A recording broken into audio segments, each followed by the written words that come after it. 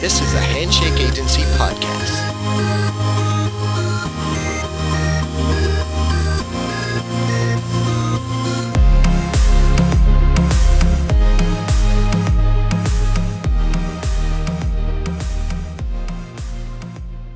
Welcome, I think for the fourth time. Welcome back, Dean Lewis. Fourth time, yeah. It's been a while.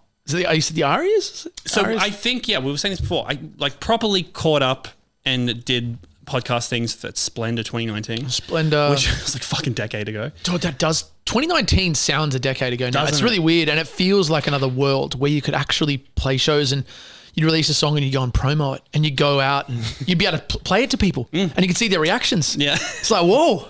Well, now it's different, man. Yeah. It's different. And so we caught up there and then we caught up to the Aries briefly, and you think you won a bunch of awards that night. So yeah, I did. But later, congratulations. Thank you. Almost 2 years late, but sure. No, it was amazing. I mean, that was actually probably, I reckon I have never been as anxious as I was that day. And I think I was sick. I was in the, they put me up in the, I'm such a whinger, but they put the artist up at the Intercontinental. Yep. Universal does, and it was like, and I was just like, oh man, in industry things like that, like awards, saying a speech, it's, I was just, and then like, it's one of those things you get through it and then you get, and I won, I'm like, wow, but, and then it's like, but it's a big blur, and you get to the end of it and you're like, oh, you need a couple of days just to debrief. I know how ungrateful that sounds. It does. I don't mean it like that. I mean, just for someone who is so anxious and always thinking it was great. But I just remember that being like, that was the last thing I did. And then it was, I think, was it November, October, or was it December? Ari is early or late November, right? November. Some moment, yeah. Well, I think I did. Actually, I went to America and did Christmas shows with the Goo Goo Dolls and Rob Thomas. Oh wow! I have his number in my phone, by the way. How crazy! Rob Thomas. My only cool story. Did he offer it to you? Did you ask? Be honest. Far out, I can't remember. You asked? No, dude. I honestly wait. I don't know. I should. There is no way Rob Thomas is like, hey, Dean, you seem cool. Here's my personal number. Okay, no. On face value, no one would say that about me, right? I agree. Like, you'd be like, why would anyone ask you a number? But he's this nice. This is a random conversation, but he is the nicest dude of all time. Yeah. Like, he was just like, he's Rob Thomas with 13 hits and 400 houses.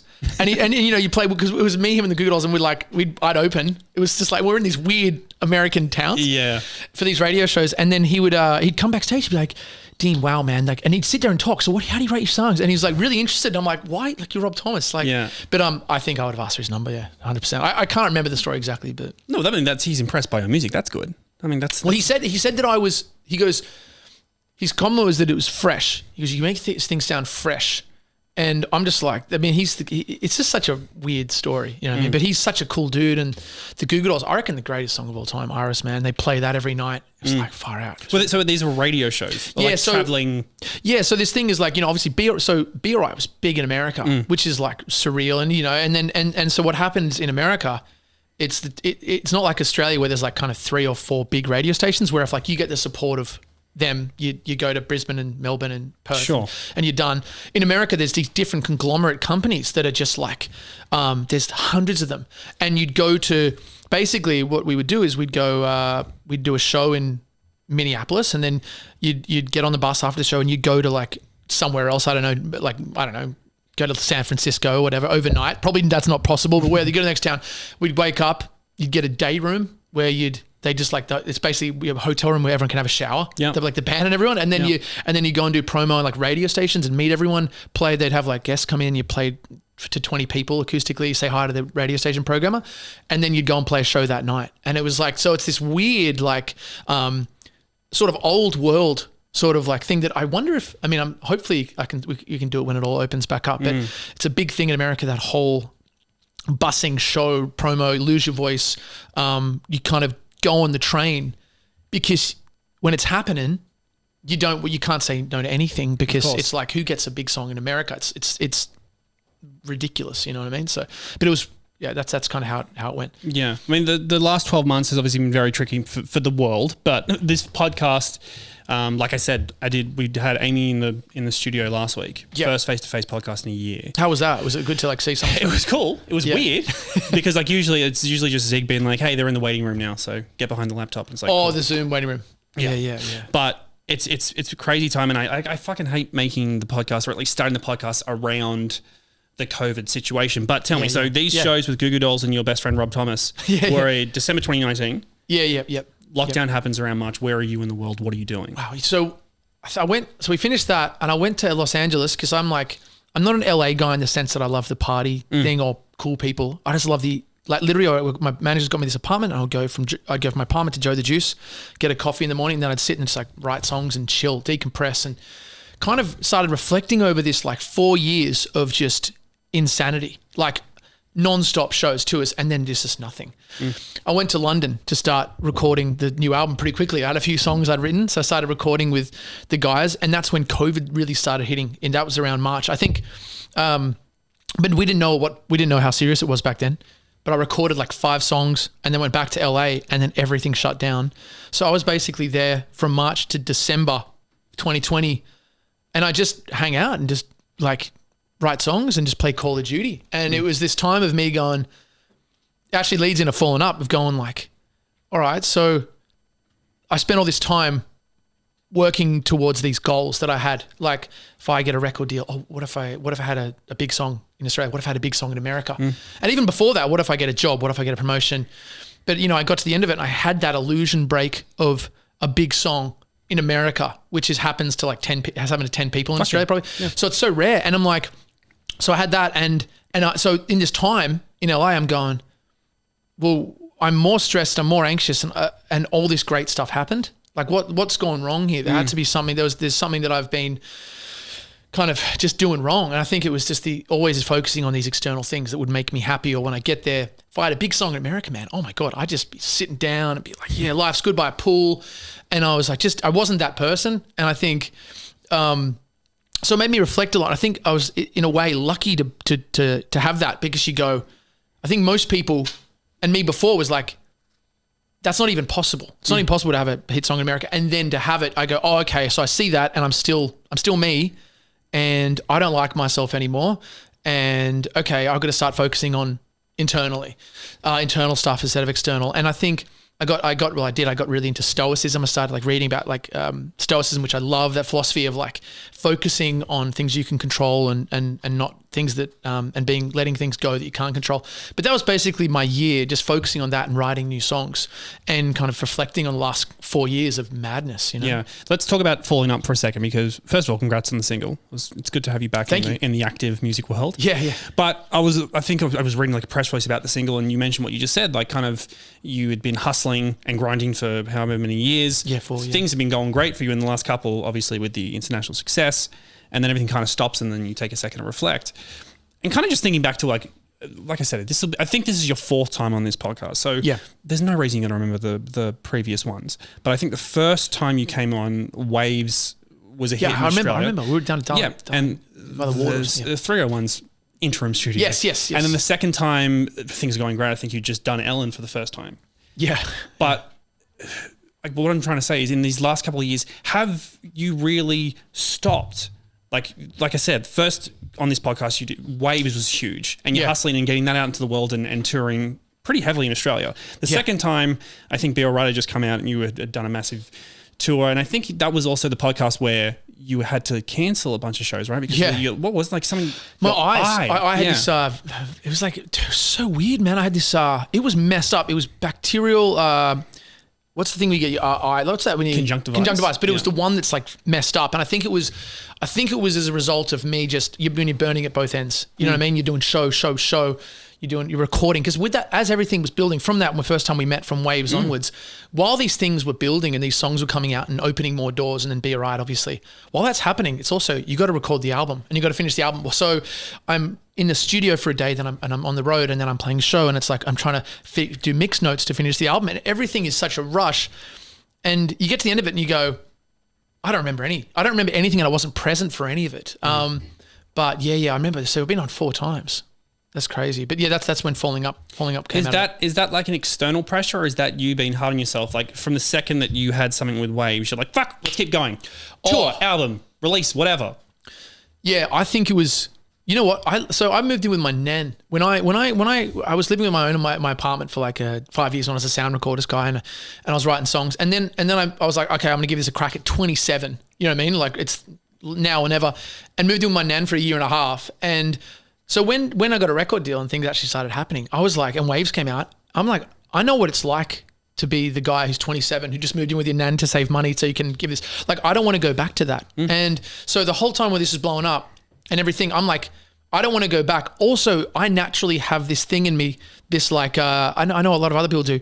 It's like a, like a, you know, like I think sometimes drive and ambition is sometimes linked to like, if the more of that you have, the bigger the hole you're trying to fill, like trying to prove that, look, I'm good, I can do this. And I think a lot of art comes from that. Yeah. I think a lot of people say it's, you know, I want to help people and save the world, you know what I mean? But it's like, I think a lot of it truly, I mean, I can't speak for anyone else, but just me, comes from that, like, well, I want to be great at something, not famous, but I want to be great at something. And the flip side of that you get is it's never enough. So it's just, when you have that sort of mentality, the drive, it's sort of, you can't just switch it off and go like, I'm happy now.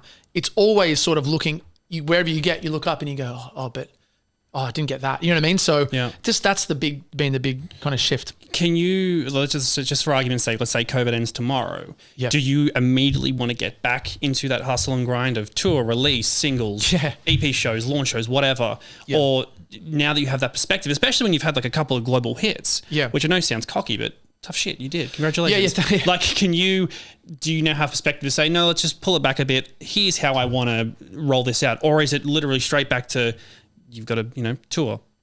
Yeah. Right. On a tour bus one day, in a studio the next. Yeah. Well, it's interesting. I think the difference is now I had nothing and now I got like, it's good to have a little something that I don't need. Like, I don't need to work that hard. Like, in the sense that I could take time off again. I could just be like, like I have to, there isn't that pressure to go, I have to go moving with Dan. I'm doing okay. I'm doing good. So that's taken off.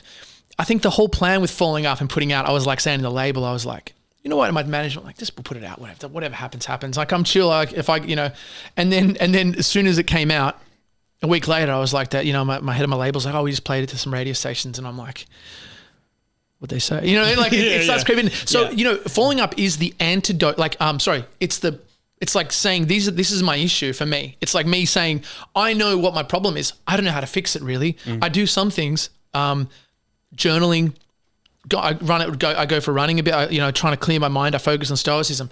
Your question is, if tomorrow, if it opened back up, would I go back out there?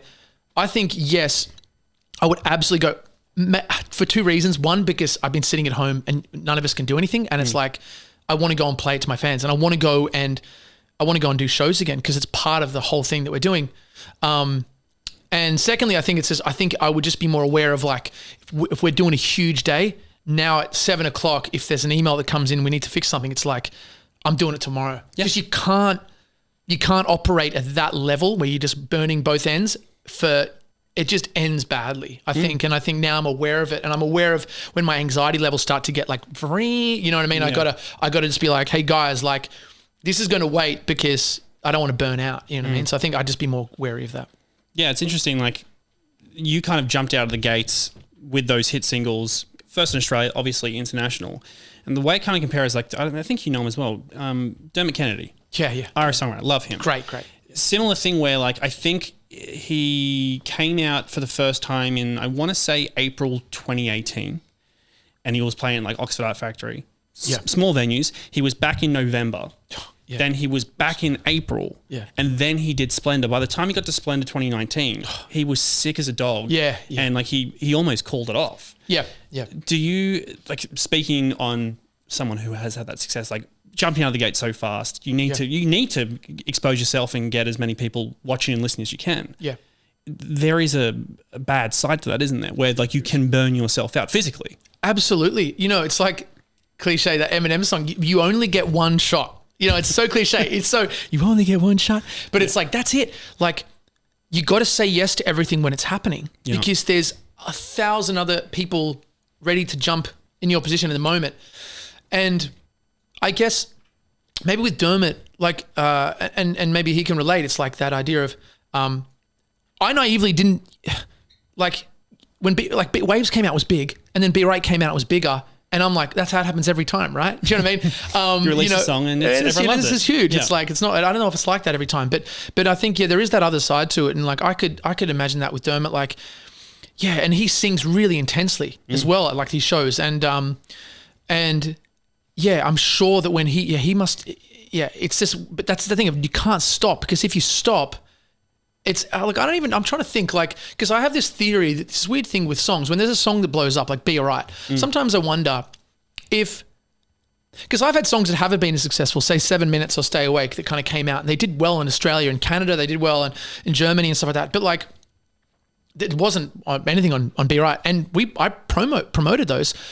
How much does what comes first? Is it like if the song's blowing up, then people want to talk to you, like, but if the song's not blowing up and people still talk to you, and you still do the amount of work, it's not going to really make the song a hit. You know what I mean? Like, so I guess that's an interesting thing I kind of think about sometimes. I'm like, I personally choose to do all the work because I just want every opportunity. Like, I know this can go at any moment. Like, I know that, you only get a few shots at this and it can go all in a second. So I say yes to everything.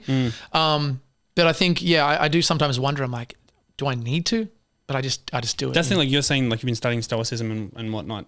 Does that play on your mind when like, let's just say for argument's sake, you might not have a single that's ever as successful as Be Alright. Yeah.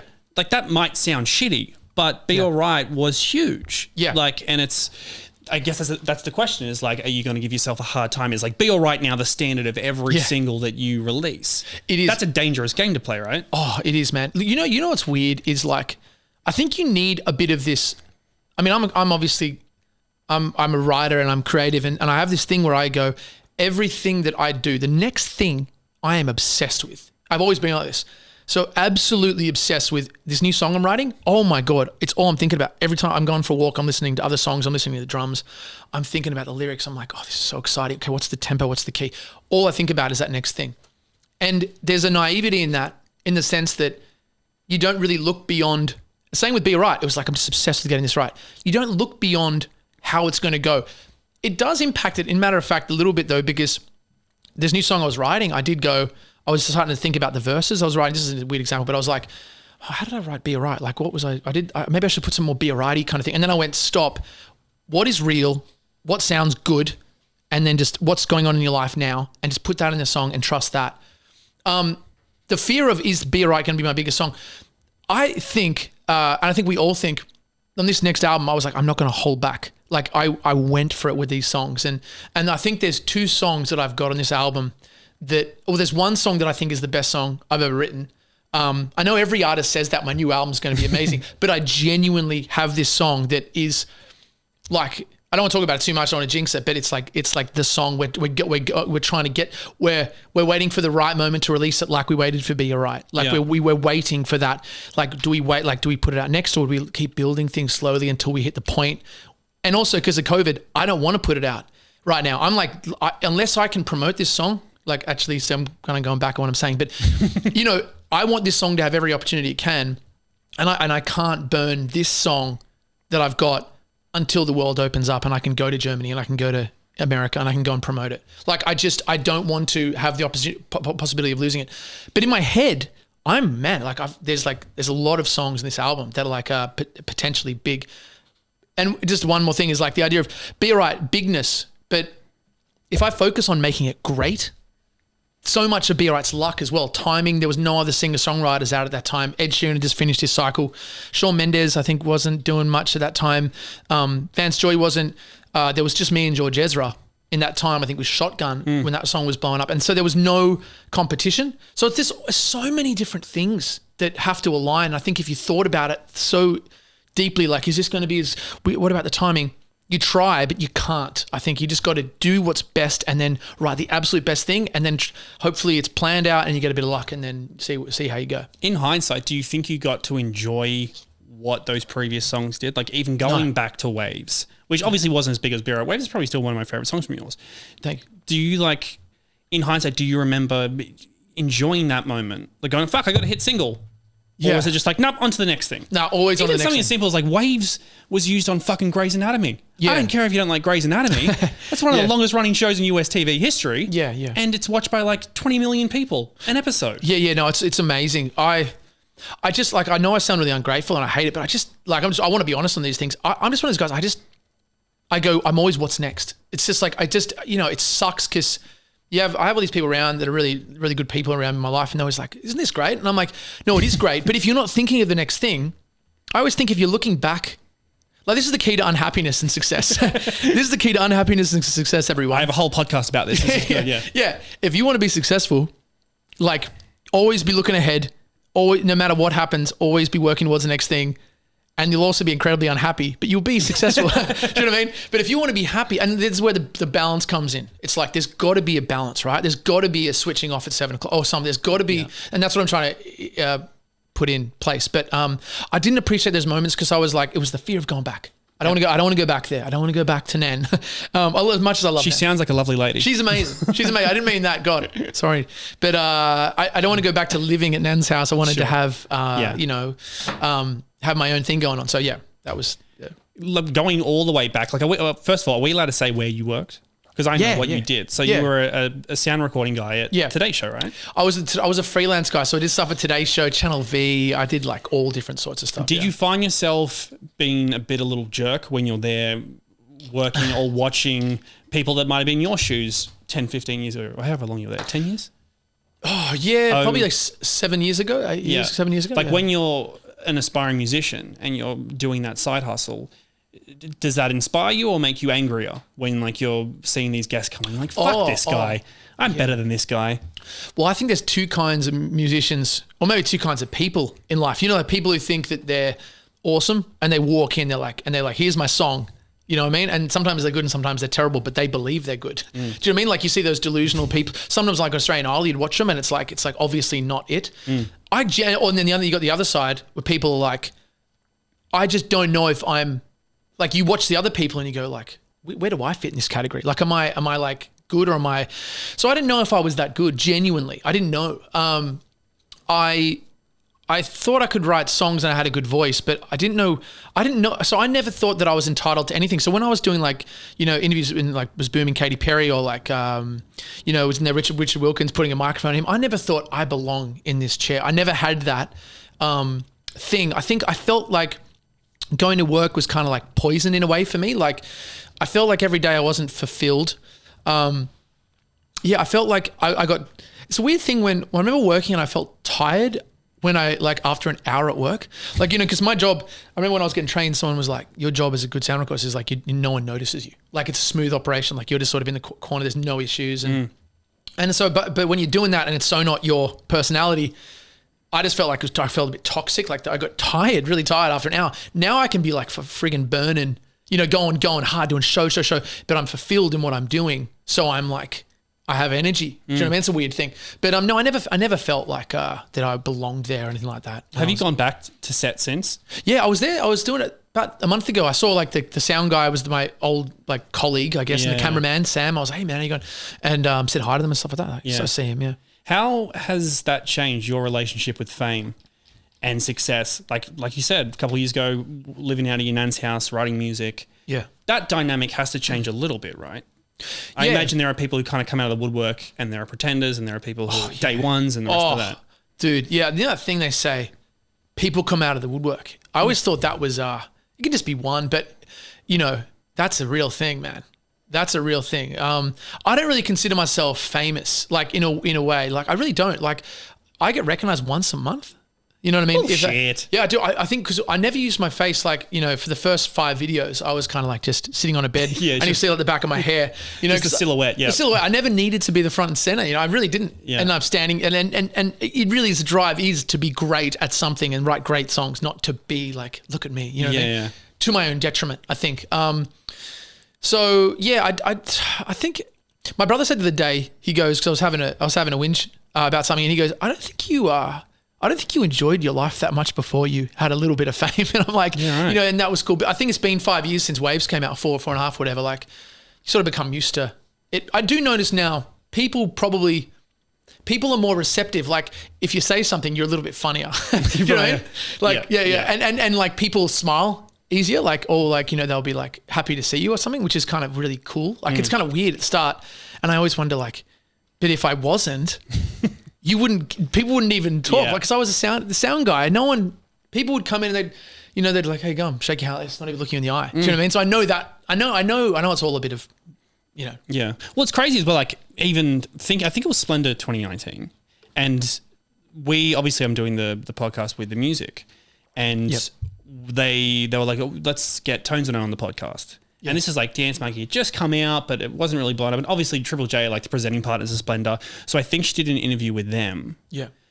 But no one else gave a fuck that Tones and I was there. Yeah. And she did my podcast and she did Triple J, and that was it. And then within 6 months, she's the biggest thing ever. And now she's on fucking Ellen and Kimmel and Fallon. Yeah. It seems crazy that's quite the dynamic of, like, I remember when she came on the podcast, most artists like yourself will come with a publicist or an artist manager or whoever. She just showed up by herself in this tent, like, hi, I'm Tones and I'm here to do the interview now. Yeah. And that dynamic, like even seeing her at the Apras, like people are just flocked around her. Was this last night? Yeah. Oh, right. It's like people don't care and then they care. Is that like, it's like all of a sudden it's like a moment. Do you care though? Like, do you care if people are around you or not? Like, at the end of the day, you've been hustling to get to a certain position and you've achieved that, or at least, I don't know how high you're aiming, but like you're doing pretty well is what I'm saying. Yeah, I guess so. Well, that's an interesting question. Because you can be like, I don't care. I just want to do my, okay, no, to answer that, I live my life being authentic to me, like in the sense of, I never need to go to any event. I don't go to events. I try not to go to award shows. I don't want to go to any more award shows. I actually said to my team, if I can I'll work my ass off and do tours if I just can, just let me miss those. You know what I mean? I don't need to be around anyone. I don't need cool friends. I don't need people. I don't need people recognizing me. I just want the songs to do well. But there's a part of that where they're kind of synced a little bit. I do want everything to do well. I do want another hit song. I do want to keep writing great songs. If I didn't say that, I'd be lying. You know what I mean? So I guess it is important in a way, but not in that like attention, be around me kind of way, you know? What can you tell me about this second album? Because I just listened back to the Splendor interview just to see if there was any context. And you actually said, like, I'm planning to release album number 2 in 2020. Obviously, 2020, I imagine COVID fucked that around. Yes. Is it done? Are you close to being done? I mean, to be honest, it's done. Like, I mean, I think I've recorded 16 songs, but we actually started talking about this. We're in discussions now. I'm almost getting I was going to say, like, I've got so many songs. It's almost like, should I stop or do we keep going? And I'm going to keep going. I think there's 3 new ones I've got, but then we're going to have 20 songs. And I guess with this album, what I decided on this one, which was different to the first one, and it's only because I've had time to look back and go, okay, what worked on the first album? There's 3 songs, Half a Man, Waves, and Be Alright. All of them very personal to me specifically, and all of them have universal appeal. And I'm saying that because they've done well and I watch them still connect with people, but they were so personal. And I'm like, that they sit in a category above the other songs, which maybe had hints of truth. There was a few songs on the first album that I'm like, I wrote on my own. They were old, and I'm like, I just really want to put these on because, like, they mean a lot to me, and that's important, and they do mean a lot to me, and I really like them. But when you notice the difference between the songs that resonate and ones that people just like, I went, okay, this time around, I'm going for it. Like, I feel like on the first album, I didn't have the follow up to Be Alright. I didn't have like the big tune. We thought we did, but looking back now, time. But can you pick that? Like, can any artist pick that? Well, you know what? I think it's a good question. I think it's with time you can. I think in the moment you always think this is great, because it's really hard to zoom out and see things horizontally when you're in it. Whereas a year and a half, 2 years gone since Be Alright, I can look back at those songs, listen to them now. I was actually able to go in the car the other day and listen to Be Alright for the first time without the chaos and go, oh, I get this, why this was, I get it. But to answer your question, it's like, I went, okay, this time round, I'm going for it. And in the sense of, we're getting stuff, the guy who mixed Be Alright, like he's mixing like the songs. I feel like I was like, on the last one I think I had 4 singles, and I'm like, now I can just do what I want and just do album track. I'm like, no, I want the whole album to be singles. And I had 3 of those Universal songs last time, in the sense of, I never try to write a Universal song. I just mean a song that you put in that category for me, Waves, Be Alright, Half a Man. I want to have 6 of them on this one because they're really hard to do. Like, it's really hard to say something so personal and specific, yet have it connect and have it be melodically and lyrically and everything and production wise all work. But I'm like, I think I have that. You know what I mean? I really think I have it. So it's just that it's sounding really good. I know everyone says that, but I don't think everyone's. I don't think everyone's people are ready. I know it sounds so cheesy. I don't think they're ready for. No one's ready for Dean. They're not ready. They're not ready for the songs. Like in the sense of if you heard my stuff in the past, you might be like, God, I sound so arrogant. I don't mean to sound arrogant. I just mean I'm really proud of the stuff. Like I'm so proud of it. I'm so proud of it. I don't know if people know what's coming or they're going to predict it. You know what I mean? Yeah. So I'm excited. If you were to look back at your catalog, let's say debut album and the EP as well, and just based on what you said, coming in cold, pretend that no one has heard these songs, there's no fans yet. If you were to pick a song and say, this is the one that's going to blow up, can you pinpoint that one? And can you pinpoint the one where it did go crazy and you thought, oh shit, like it's not that you're not proud of it, but you didn't think that would be the one that would resonate so much? Yeah. Okay. Well, we actually weirdly thought Be Alright was the biggest song from the start. Like I had that before I had Waves. It was just in a demo form. And, but we actually knew the head of my label, Nicole, was like, this song is so big, don't put this out until we're ready. So weirdly, we knew Be Alright was the one. I know that happens a lot where a lot of people think that a certain song's the song. Yeah. And then it just, it's not. But Be Alright, we thought it was, and then it was. It also had this industry support behind it in the sense that all the labels overseas thought it was the one.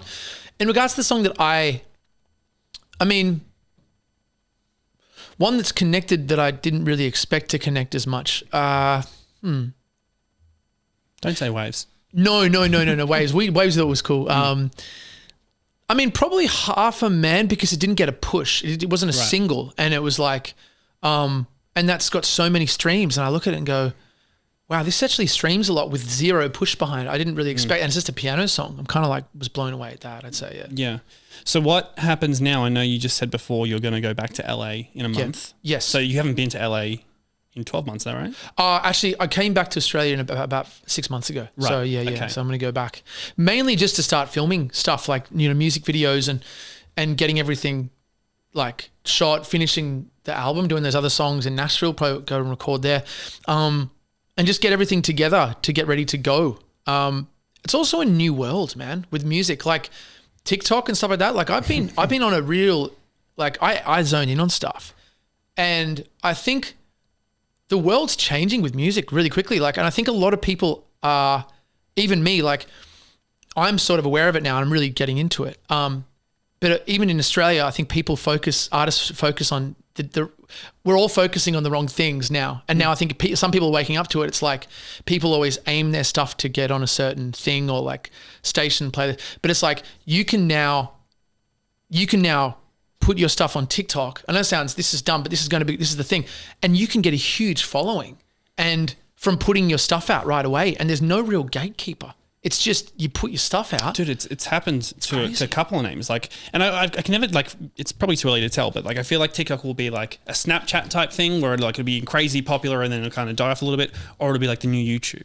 I think it's the new YouTube. Here's an example of like, I posted a video the other day, just 15 seconds of me duetting someone singing my song, and it got like 2 million views. And then, for instance, you do a music video and you don't get that you spend all this money and you have to do that and you want to do it. And you create this art and it goes and it gets 1 million views after, and then it keeps going up slowly. But I've never seen something that is so much power so quickly. And people can blow up overnight and get a record deal. And it's a really interesting time. It feels like the gold mine period of like this your stuff can get pushed out there beyond this any reach that's we've been able to do before. The last week I've been really kind of like blown away at this app. Do you mean using TikTok just for like fun video content or like doing music, performing on? Well, I mean, because I know a lot of people like will take memes and use people's songs, right? And that does wonders for streaming. Well, there's a lot of people. I think it's really becoming a music app. Like I see it like there's a lot of people here's my song and they'll just play it. And if it's good, it gets picked up by this algorithm and pushed out. And so people are just breaking and people are developing fan bases really quickly. And obviously that's not discounting the fact that you then have to do everything else beyond after that. But it's a really interesting time with me kind of looking at this going, yeah, it's like there's a lot of potential here and a lot of people are are on it, and a lot of people aren't. And I'm just trying to like, get into it now because I think it's so cool. Like you can just post something, and you can post a song. You can go, I wrote this new song, it's coming out next week, post it on TikTok, and it can be known and have people around the world wanting it before it's out. And I don't think there's ever been something like that before unless you have a huge following. But you don't need a huge following on this app. It's really interesting. I only know this because I was at an event with TikTok last week. Yeah. So Sia is apparently the most followed Australian artist. Right. On TikTok. Number 2 is a Tasmanian artist called Kim Dracula. Kim Dracula. Unsigned. Really? Complete. Does music or is it? Like it's like goth trap. Right. It's weird. Right. But like, cool. So I think they did a cover of Paparazzi by Gaga. Yeah. The YouTube video alone has like 37 million hits. Oh my God. It's crazy. It's fucking wild. This is what I'm saying. It's just people just. Yeah. You find like, did Mars Wolf get found on? Mars Wolf. Oh, he's was that blown TikTok? Up. Lights out. Lights gone. We look bad. Now we look terrible. Imagine that now they actually see how we look. If you're listening to this on Spotify, one of the studio lights just blown. Yeah. This is fine. We'll keep going. And all the viewers like, oh, that's what they look like. What the fuck is that? I'm not sure if Mars Wolf specifically blew up on TikTok. Yeah, but like that's only been in the last couple of months, and he just did fucking Fallon. I mean, dude, all I hear about is he's like number 1 on all these playlists, and I don't know if he came from TikTok. That's pretty cool. But that's what I'm saying. It's like a whole new. Oh, we're back. We're back. Hello. It's a whole new world, man. It's a whole new world, and it's really interesting. And I think it's democratized a lot of the potential for artists. And there's no gatekeepers. Yeah, it's just like you can just put stuff out and it's something that I haven't exactly benefited from. It's like it's a new thing, and I'm from like that world before TikTok, and sort of trying to figure out how to do it. Isn't that weird? Cool. Like I'm before TikTok. I'm before you TikTok. Sound like that's an old thing, but it's like it's just TikTok is blowing up that fast. Well, it's like Instagram and Facebook and like what it's just so there's new things always coming up, but it's really cool, man. I'm like really into it and trying to learn about it, and I find it really interesting. This is where I put the hard wording. I don't know where Andrew's gone. Is Andrew? No, he's there. Great. If I ask anything here that you hate, please yell out. But can you tell us anything about album number 2? Release dates, titles. Yeah. Give me an exclusive, Dean, for God's sake. God, I don't even have a title. I have a note. In my phone of like 100 titles, but I haven't nailed it yet. To be honest, I would have put a song out. The plan was to put the first single out last year. In March. Was it falling up? Or you weren't? I think it was falling up. I mean, whether it would have been ready by then, we probably would have had to push it back because I was mixing it. I mixed it very late into the process. But everything, and I think a lot of artists are dealing with this. Actually, I heard George Ezra said this. An interviewer told me, I was doing an interview in Germany. Why would I release my album when this is third hand? It might not be true. He said, "Why would I release my album when I can't tour it?" And I think I've never related to something more in my life. It's like, why would you? Why? And I'll preface by saying this. When I started doing this thing, I was like, my thing is songwriting. I love being in the studio and recording the song. The touring thing is the bonus. I'm not natural at it. Take it or leave it kind of thing. You know what I mean? Since COVID and just putting out a song and not touring it, I go, oh God, that is so important. I see how important it is.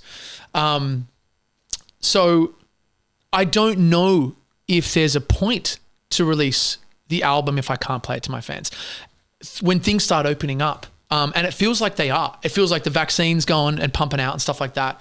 And I think it will be a few months. It feels like, just from what I'm seeing, I have no idea, but it seems like from the stuff that I'm reading, it's like the vaccines are coming. So hopefully next few months things start opening up. And if that happens, then the album we'll start talking dates or songs and stuff like that. And so the album is, I guess, on hold until we know what the fuck is happening with COVID and vaccines. It's on hold in the sense that I'm still actually recording it, so it wouldn't come out anyway, but in an ideal world this year?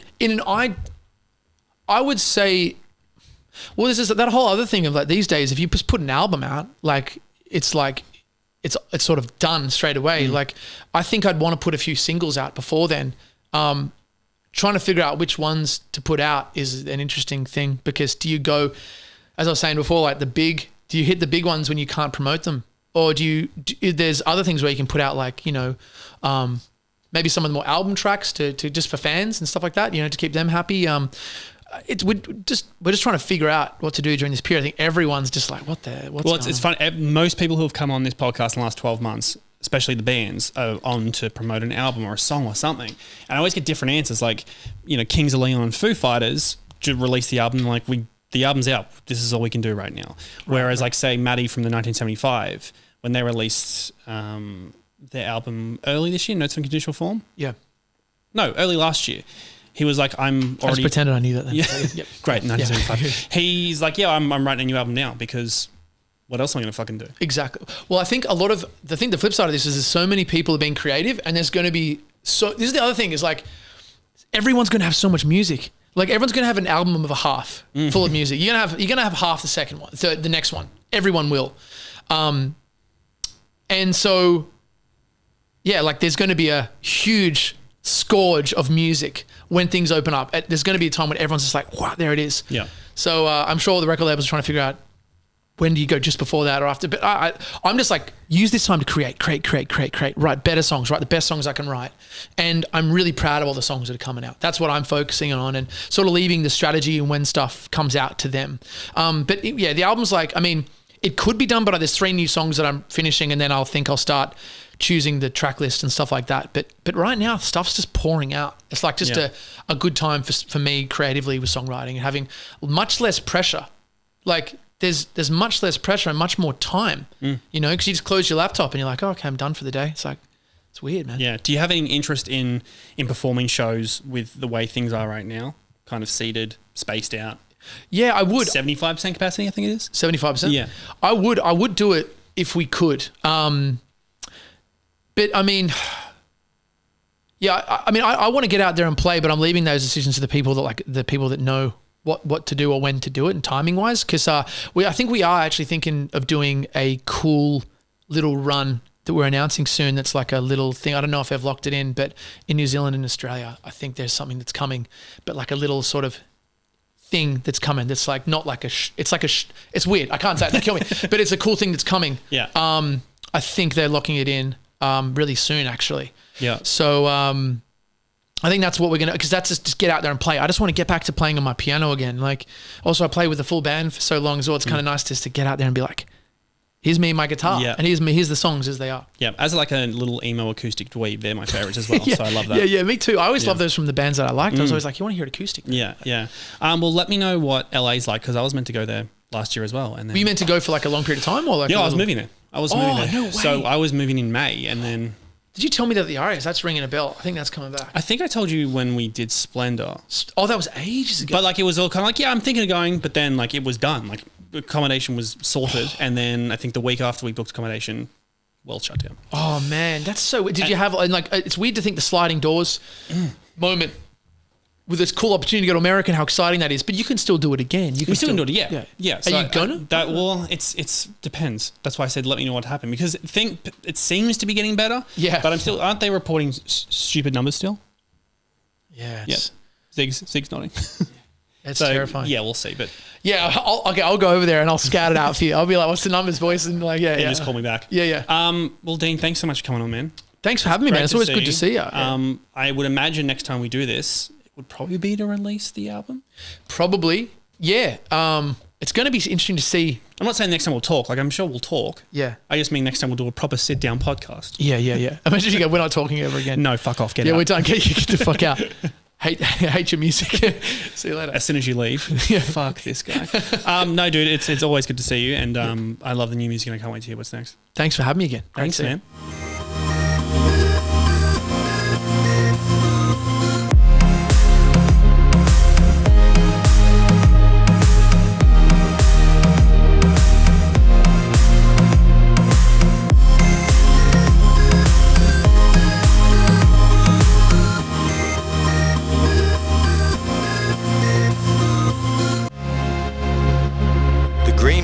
Neil Griffiths is a podcast from the Handshake Agency Network, produced by Neil Griffiths, recorded and engineered by Zig Parker, executive producer Craig Treweek.